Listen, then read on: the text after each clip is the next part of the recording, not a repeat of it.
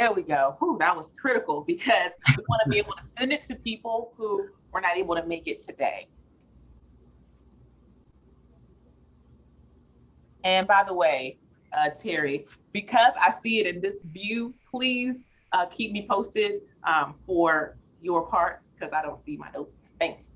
All right, Yeah. so go over the agenda today. So we're going to talk about what your class of 2022 senior needs from you as a parent or guardian. Where are we headed? What does the fall and spring timeline look like? This is a partnership between the student, parent, and the counselor. I know y'all have questions about the ACT, SAT, and test optional. What does that mean? How can you schedule an appointment with us? And then we'll open the floor to answer any questions that you may have. So what does your student need from you? Because we are a Catholic school, we are a Christian based organization, I think that this was very appropriate to relate back to scripture, 1 Corinthians 13 and 13. 3 things will last forever: faith, hope, and love. And of course, we know the greatest of these is love. So faith, what does that mean? Believe the best in your student, believe that they have the best intentions. They want to please you, right? They want to make you happy. They don't want to disappoint you. So just know that their intention is to make you proud. Hope, be their biggest cheerleader. Even the small things are important, right? Even their first acceptance letter, even if it's a safety school, congratulations, you got in, that's huge. So continue to be their biggest cheerleader and advocate, and show them unconditional love regardless, right? Because this process is very anxiety provoking, and they need your love and support every step of the way. Now, we already know that senior year is full of dates and deadlines. Time is running so quickly. I even feel like I'm running behind time so quickly. So I can't even imagine just your student and how you're feeling, especially if this is your oldest child, your first one going to college. So let's talk about deadlines and dates, which are super important. So as you know, the FAFSA opens October 1st. So you will be using taxes from 2020. There will be a FAFSA workshop, date to be determined, but it will be coming soon. Just know that you can already establish an account starting like the preliminary profile information for the FAFSA, but you can't submit it yet until it opens on October the 1st. That doesn't mean that's the deadline though. So just keep that in mind. Priority deadline is March 1st, but I tend to err on the side of making sure that the FAFSA is completed and submitted by mid-January.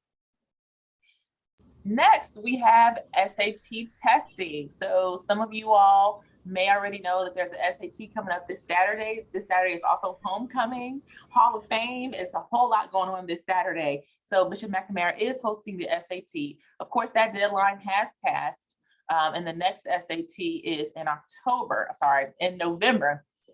That's November the 6th. And that deadline is October 8th. That's the regular deadline to register for the November 6th SAT. Now, Bishop McNamara will not be hosting that SAT, but at your local high school, Bowie High School, Duval, other high schools in your community will be hosting or may be hosting that SAT. Now, there's a late registration deadline that tacks on a fee. That late registration deadline is October 26th. So the normal fee is $55, but if you register past the regular deadline, they tack on about $20 more to that registration. So it'll be about $75. So if you see an asterisk by these dates, that means that Bishop McNamara will be hosting that SAT. So Bishop McNamara is hosting the December 4th SAT, and you can see those deadlines there. I can talk about application preparation. So around that, we do everything early, just to kind of get stuff out the way and make sure students still have time to enjoy their senior year. So application preparation, essay completion, and teacher recommendation request. We ask that the students do that by October 20th, because normally early action deadline, especially if you're applying to UMD, is November 1st. So we want to make sure that it's taken care of beforehand. They can always come to us to get help with that, even if they don't know how to request a recommendation or just essay completion. I know we have talked to students about like crafting the essay and like what they can think about writing about, just to make sure their vision is shown on paper. But we do have that early deadline for that for them just to internalize. And then also college app deadlines. There's early action or early decision, typically around November 1st, November 15th. There's some schools that like October 15th, but that's like a case by case, school by school. And there's regular, we aim for December 15th. Again, early. Some schools may have regular in like January, but we want to make sure the students finish by December before Christmas. That way they can really enjoy the rest of the holiday and the rest of their senior year. Thank you so much. And then you may have an internal family deadline, right? So even though there is, the deadline for the November 6th SAT is October 8th, in your family, you may say you need to register by October 1st. So just keep in mind, talk together as a family, use that calendar, use invites, anything that can help you remember and keep on top of these deadlines is key. So I seen a question in the chat. Just to answer, 'cause I know everyone's probably asking the question. So I said, do you recommend early apps? I do recommend that students at least apply to one school early action. Um, the point of early action is not binding. It's just to show you demonstrate interest for the school, but also you hear back earlier. Um, so definitely, I encourage students to at least apply to one school early, especially like if it's a reach school, and also if it's a safety school. If you apply early, you hear back early, it kind of boosts your confidence going into the rest of the applications. Absolutely. Thank you. Good question. So here, let's talk more about the counselor student parent partnership. So we have counselor roles, we have student roles, and we have parent roles. So as you can see here, what's in maroon is time sensitive. Okay, so I'm just going to highlight the maroon bullet points. And of course, this will be recorded. You can go back and read it, but I'm going to highlight the maroon. So for counselor roles, we provide access and accommodations for in-school testing. Of course, those are deadline driven if you are interested in taking the SAT or ACT. So if a student has a learning disability or you have something else that requires you or that enables you to have an accommodation, we'll make sure that that is taken care of for you. Recommendation writing and reviewing teacher recommendations. So of course, this is deadline driven because that's a part of your application process. So thank you for those parents who have already completed the brag sheet. Continue, you still have time to do that.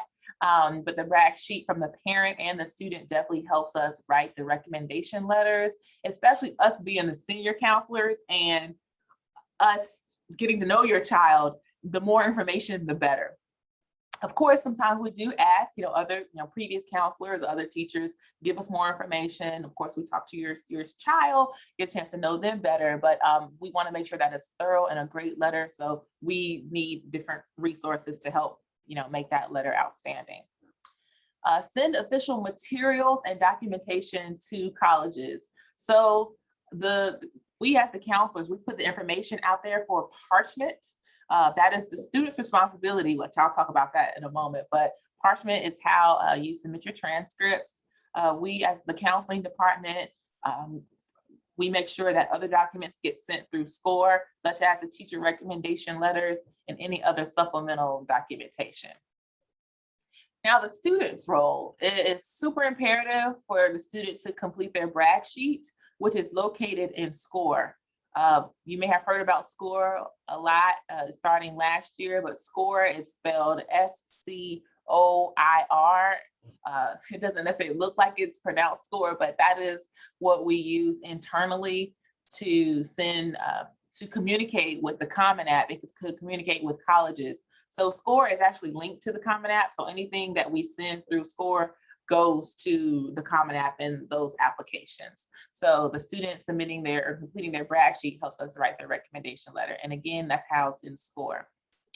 Requesting teacher recommendations. So that is extremely key. What we encourage students to do is to either send their teacher send their teacher an email. Hello, Mr. Brown, I really enjoyed your Earth Science course. Would you please be so kind to write me a letter of recommendation for college? If you could have it submitted by October 1st, that would be awesome. So something like that, of course, giving them a deadline, or that may not be the first email, you just kind of put it out there and then see what they say. And if they say yes, then they go to SCORE and they request their letter of recommendation through SCORE. Of course, a student may have to follow up with the teacher and, just to give it a little nudge. Hello, Mr. Brown, just a reminder, did you get a chance to submit my letter of recommendation? I've seen that a lot. Y'all know teachers and just adults have a lot on our plate. So I promise you, we won't get offended if a student is, asking or reminding us to submit that letter. Completing college essays with adequate time for review. So as Mr. Burroughs mentioned earlier about the October 20th deadline, we recommend that the applications and essays be done by that time so that they can have time to review, they can have people look over their essays, etc. Make sure that they correct all grammatical errors, if they need to add something or take something out. That's what I mean by adequate time for review. And updating transcript requests through Parchment. So Parchment is who we partner with to send our transcripts. It's very efficient. You can send a transcript at 1 o'clock in the morning if you want to. There is a fee, but that's because they are sending our transcripts for us. And we have our registrar who she goes in anytime a student requests it, she goes in and she approves it, but it's just with the click of a button and it gets submitted to the colleges. And then the parent role, completing the parent brag sheet, as mentioned earlier, completing the FAFSA, of course, because they're using your tax information, and paying for transcript and application fees. So y'all already know college applications do have a fee, and the transcripts do as well. So you have to pay per transcript that you'll send and per application. Now, some colleges are waiving their fees, like our Bowie State is waiving their fee indefinitely. Some colleges do have promotions where they're waiving it for like the month of September, et cetera. As the Hampton representative mentioned, they are waiving their fees for the month of September, but you have to go to the Hampton's website and not the Common App. So some colleges have those types of deals.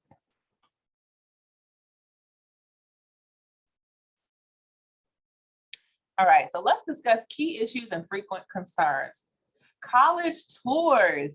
So college tours are important for a student to get a feel of the atmosphere. I know, due to COVID, that really put a halt to a lot of the in-person visits. But if you can get there, even if you're in the car driving around, if you can watch YouTube videos, they have lots and lots of students who make YouTube videos about a day in the life of a student at North Carolina A&T. That's where my mother and grandmother graduated from. Anyway, and even through SCORE, when they go log in SCORE, they can take campus tours through SCORE. SCORE has videos of what it's like as a student at that particular college. So definitely research those schools. You don't have to visit every campus, but if you think about, I want to attend a certain type of school, I want to attend University of Maryland, they have great sports program. What's a state school that's like University of Maryland, those types of things. So I want to attend a private small HBCU. So just knowing the types of schools that you want to attend can also be helpful. Completing college applications. Please proofread. You don't want any reason for a college to deny or delay or defer. So do everything in your power. So even look over the applications, and we will too. I had 2 students today who just wanted me to look over it. Everything's good. Okay, send. Consistency, just make sure that you are completing all documents that can have the same name all across the board. That can be a little confusing if you have different names and different information when you're applying to different schools or financial aid. And of course, making sure your student voice is authentic, being themselves. So applying for scholarships, as you all may know, there's no scholarship that is too small. Even a $200 or $300 scholarship can cover books or cover travel costs. Know that counselors will send a scholarship document, a scholarship bulletin rather. It'll be sent on Sundays. So the first one will be sent this Sunday. And just keep in mind, we have a whole list of all the scholarships that came across our desk last year. And some scholarships don't have a new date yet, but that'll be on a different tab. You can see scholarships that will be coming, and you'll see updated dates, scholarships that are available now. Now, as far as transcripts, a lot of scholarships do ask for transcripts. That'll be free from our department. If your student is applying for any outside scholarships, we will send their transcripts for free. Okay, and just know that for certain essays, you can reuse them. Certain essays for colleges, make sure if you put a college-specific name, make sure you change that name, but you can reuse, rebrand, and rework your essays for different colleges and different scholarships, so you're not reinventing the wheel.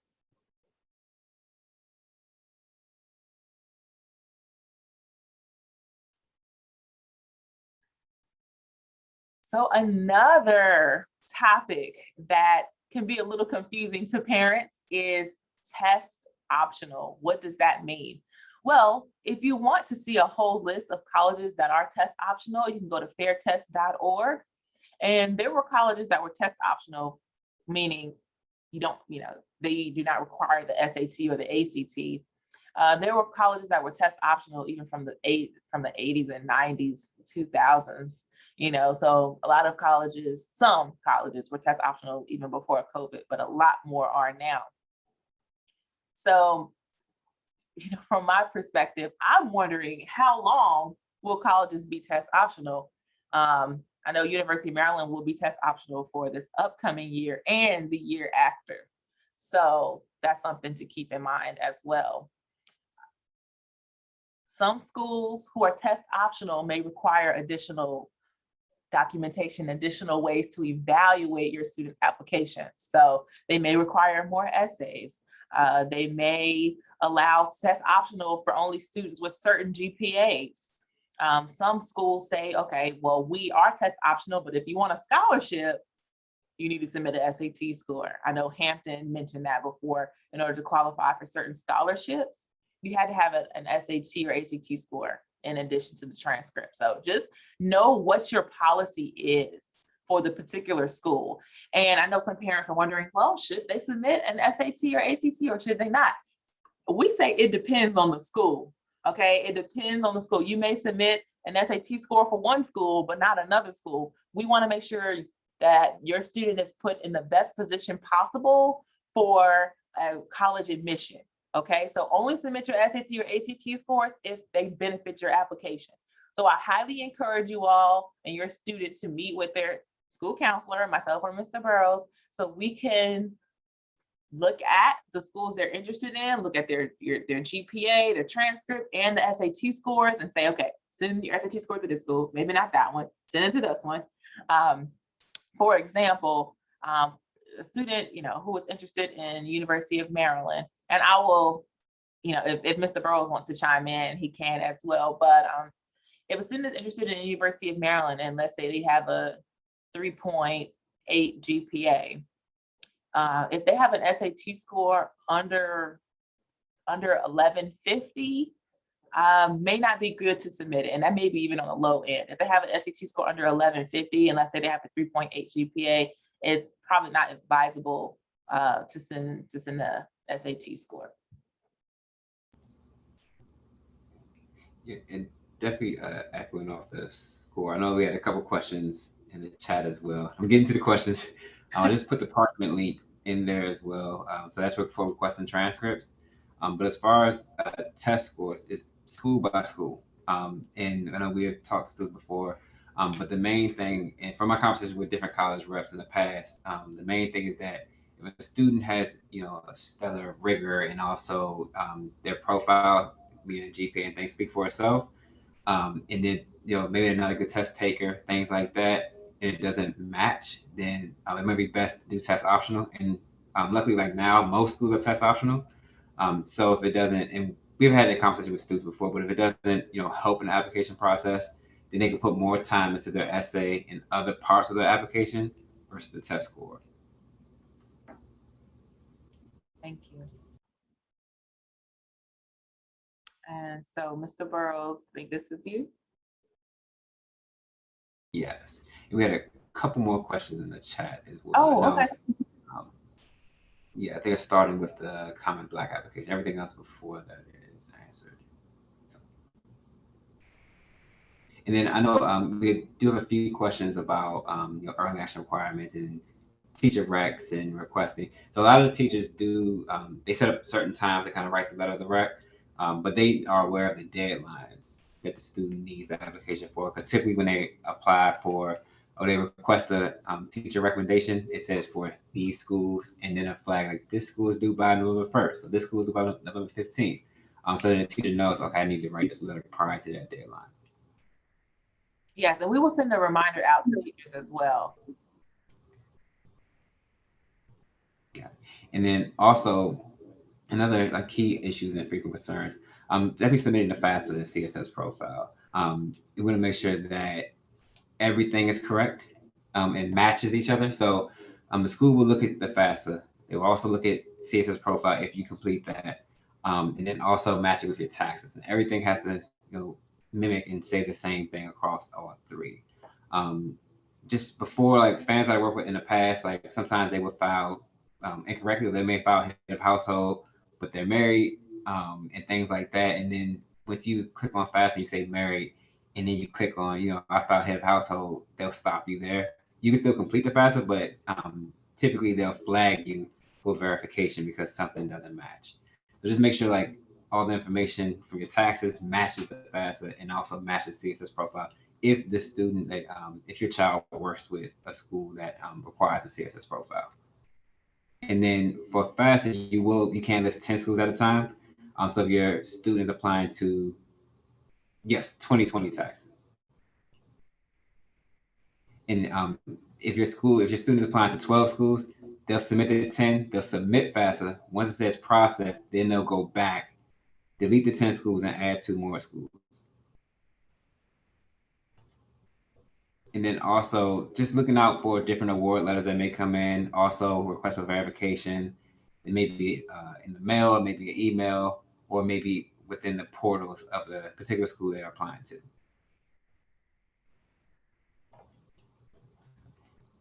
And then as far as missing documents, students can check on their school portals once they apply to schools to see what's missing.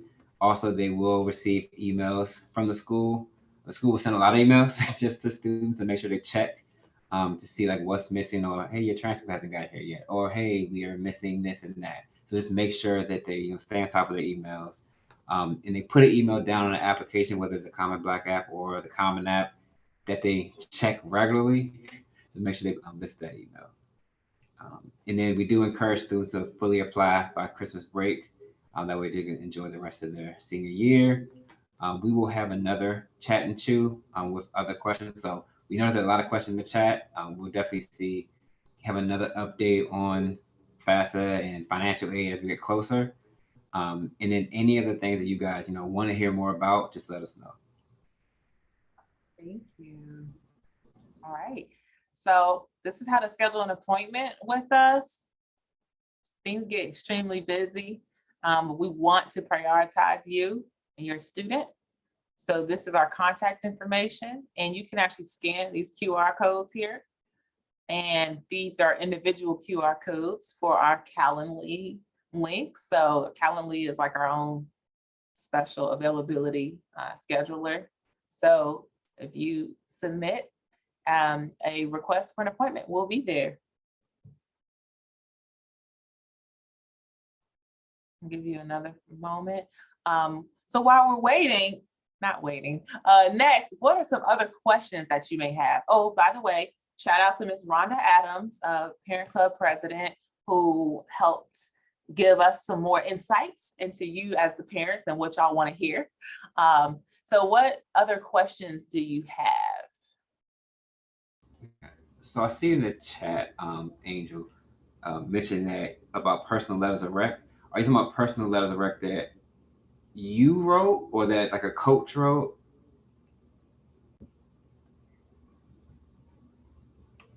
Yes. So those can be sent directly to the school.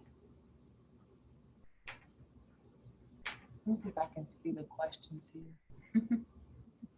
Oh, go back to the QR code. Yes.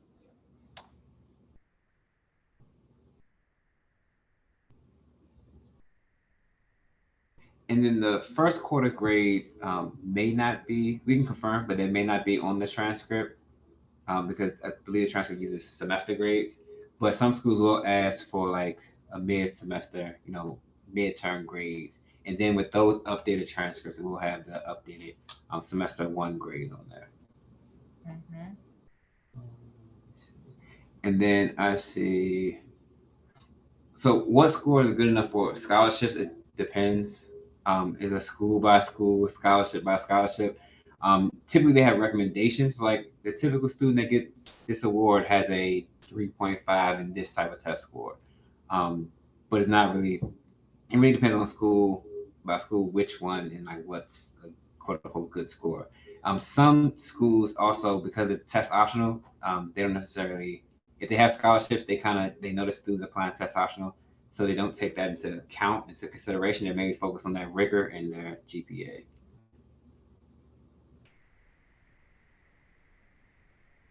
Okay.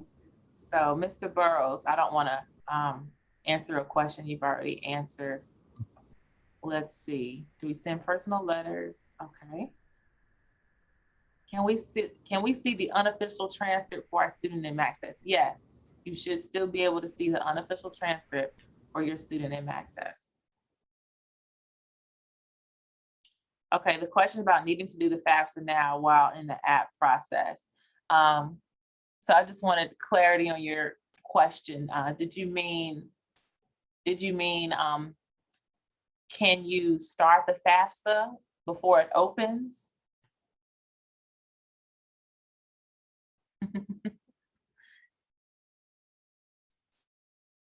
So Ms. Stallings, if you could clarify, that'd be great. Are there other sources available for scholarships not hosted by the school? Yes, that's what I meant to say. Yes, yes, yes, yes, yes. So other scholarship websites. So with the scholarship bulletin we'll send, it'll also include other scholarship websites like goingmary.com and bold.org. So I'll put it in there in the chat now. goingmary.com and bold.org. Hope everybody got that. Okay. Those are different scholarship websites. As far as where is the transcript located in Maxess, we will follow back up with you for a step-by-step process of how to send your transcript or how to view the transcript in Maxess. Okay. Thank you. There is a college scholarship book that lists several scholarships that students can apply to. Yes, they do have those books available. You can buy them on Amazon, Barnes and Noble, scholarships.org as well. Unofficial transcript is listed under the grade 11 year. That's what a parent said. Okay, thank you. Okay, I'm sorry, what is CSS? So Mr. Burroughs, can you please talk about the CSS profile? Yes. So the CSS profile is used for typically private institutions that have money, like either it's an endowment or just in their back pocket to give students based on need. So like GW uses the CSS profile. University of Maryland is a public school. They do not use the CSS profile. So it really depends on what schools the student applies to, if they need to complete it or not. Now it's not mandatory, but if you want to apply for aid or get some type of need-based aid, it's good to explain your situation, especially now with the pandemic. Things shifted with jobs, so what you may have did on the 2020 taxes may be different now. So it depends on the school, but as a student, I fill out the list, like we'll flag certain students that has CSS profile, just so you're updated on that as well. But it's basically schools that have money in their account to give based on need, mainly private institutions. Thank you, Ms. Bailey, for the link for the Amazon book, the scholarship book. I definitely encourage everyone to be resourceful. You get scholarships from your jobs, your children's jobs. If you're military, you're a veteran, there's lots of different ways of getting scholarships. Now, Ms. Stallings was wanting clarification. Is it necessary to do now or a requirement while applying? The FAFSA is not necessary to do now.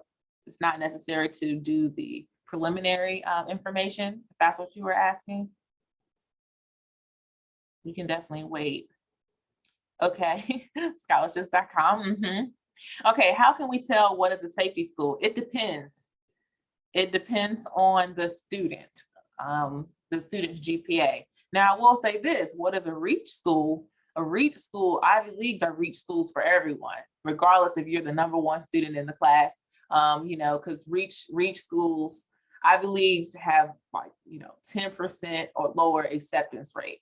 Now, I would say a reach school for a student would be a school in which the student exceeds the average GPA and SAT score for. So if a school's average GPA of students who got accepted is a 3.2 and the student has a 3.8, that would be a safety school. That particular college whose average GPA of students who got admitted was a 3.2, but the student applying has a 3.8, they exceed the average GPA. Same thing for SAT score. If the average SAT score for a particular college is a 1000 and a student has a 1300, then that particular school would be a reach school.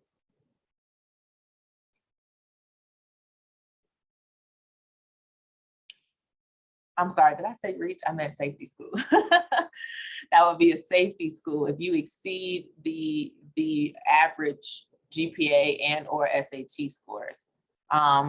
A match school is a school that you meet you're right there in the middle, So if a school's average GPA and SAT score is a 3.5 and a 1000, and your student has around that a 3.5 and a 1000, or a little bit above, a little bit below, then that would be a match school.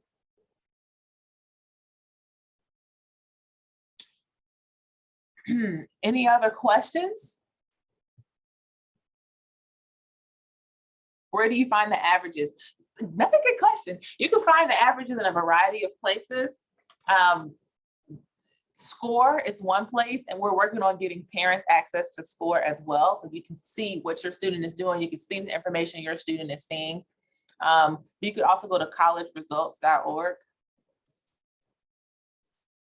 You can type that in the chat.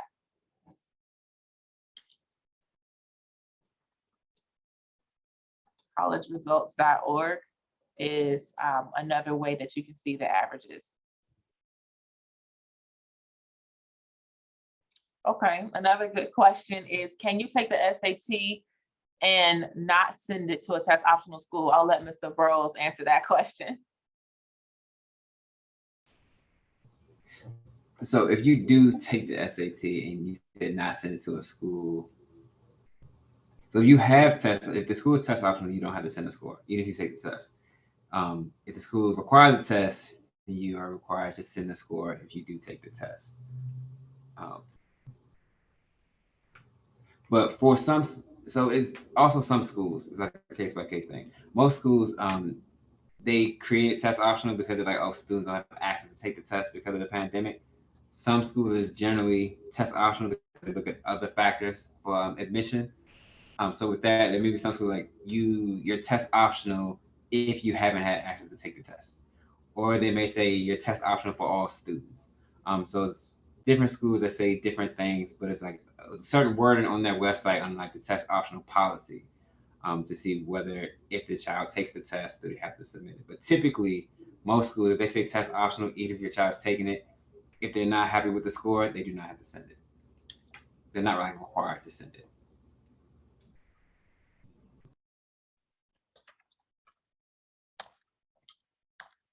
Thank you. So you can see stats through collegeresults.org or Score, and we are working on getting the parents access to Score. What time is the SAT on Saturday? Students have to be here by 7:45 in the morning.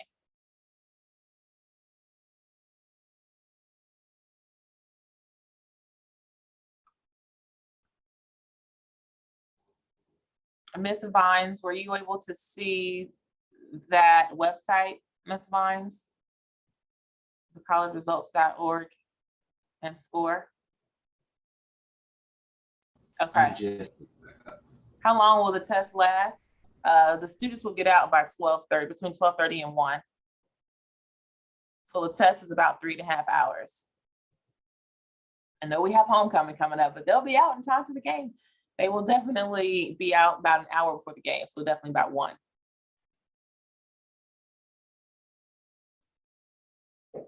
Any other questions?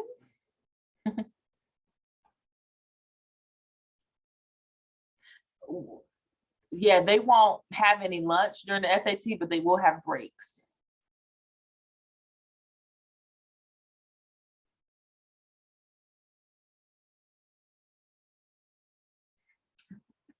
The breaks depend on the section. So sometimes they have 5-minute breaks, sometimes they have 10-minute breaks. No, they can't bring snacks due to COVID. They can bring water though.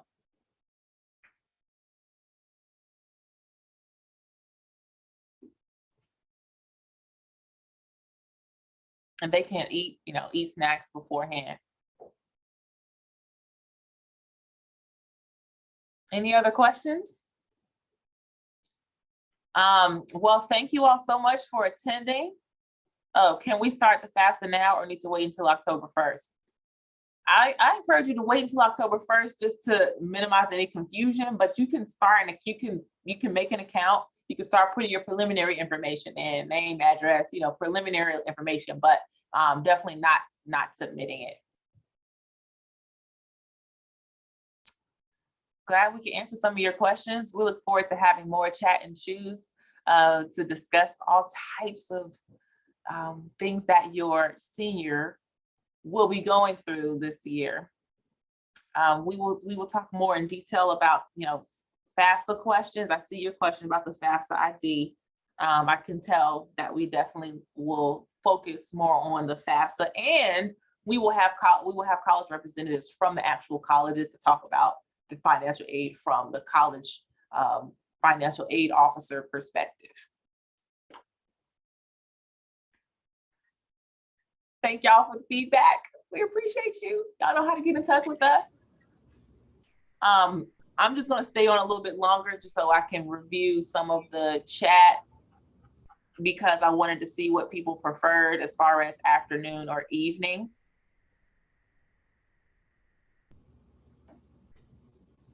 Because we want to do more of these, but we want to see if you prefer afternoon or evening. And again, if you guys think of any other questions after this, our emails, please email, let us know. But we'll, like Ms. Ward mentioned, we'll definitely make sure that we'll have another one with topics that the parents ask for. That's right. So I'm just gonna put in the chat again, Burroughs based off our last name. Burroughs has students A through J. I have students last name K through Z.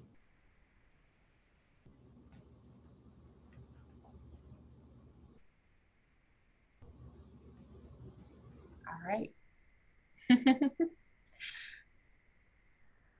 Let me just copy all the questions. Okay. Oh, could have just did select all. Okay. Looks like we have a few more. Have you started meeting with the students individually on where they are in that process? Yes, we have. We have started meeting with students individually. And for what I do, I'll, if I feel like if we haven't covered enough, I'll schedule them for like 2 days later. Cause it's like maroon gold. I'll reschedule them like during their senior privilege, or I'll say, okay, come back next week. So I tend to have students in rotation. And I sent, my first week was last week, but I sent the email out to all students at the end of the week last week to schedule a meeting, the same Calendly link, just to see where they're at, and also to get to know them, for them to get to know me. And I'm going to do that again to make sure I catch all the students, at least to see where they are in the process. Mm-hmm. Yep. All right, y'all. Well, enjoy the rest of your lunch. I have my lunch here. It's cold. I can't wait to get to it. So we will talk to you all later on the next one. Peace.